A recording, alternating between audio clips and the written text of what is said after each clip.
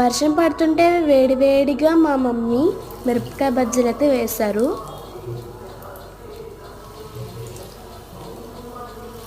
మేమైతే చిన్న మిరపకాయలతో వేసుకున్నాం. చాలా టేస్ట్గా వచ్చింది.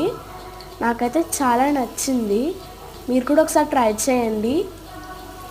చిన్న మిరపకాయలు కదా కారం వస్తాయేమో అనుకోవద్దు. చిన్న మిరపకాయల్లో ఉన్న మొత్తం గింజలన్నీ తీసేసి ఒక్క గింజ కూడా ఉంచకుండా తీసేసి వేశారు. చాలా టేస్ట్గా ఉన్నాయి.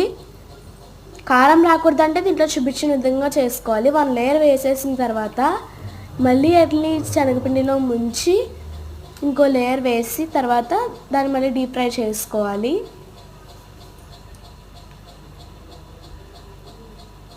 దానివల్ల మనకి ఎక్కువ కారం అనిపించదు.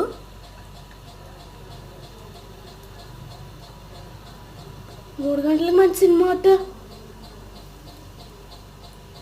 పిల్లే పిల్లే అన్నాను కదే. దాంట్లో ఉన్న పుచ్చు మొత్తం తీసేయాలి. చిన్న గింజ కూడా ఉంచుకోకూడదు. ఒక్క గింజ తగిలిన చాలా కారం వస్తుంది. అలాగే తీసినప్పుడు చాలా జాగ్రత్తగా తీయాలి. ఎందుకంటే ఒక్క గింజ చేతి మీద పడినా ఆ ప్లేస్ మొత్తం మంటపోతుంది.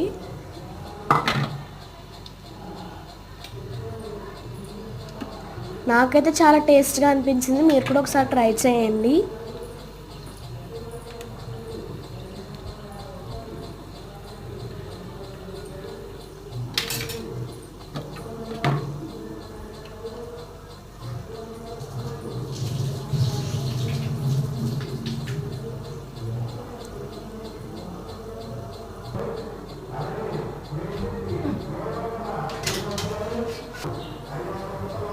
మంచి బ్రౌనిష్ షేడ్లోకి వచ్చిన తర్వాత నీట్గా ఫ్లేమ్లో పెట్టుకొని తీసేసుకోవడమే. చాలా టేస్ట్ ఉండే. మీరు కూడా ట్రై చేయండి. ఇప్పుడైతే తీసేసుకుంటున్నాము.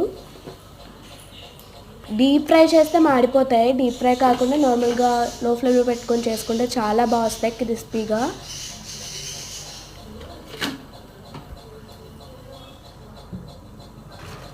మేమైతే 6 వేసుకున్నాం. దాంట్లో 3 వచ్చి కూడా మిగతావైతే నార్మల్గా చేసుకున్నాం.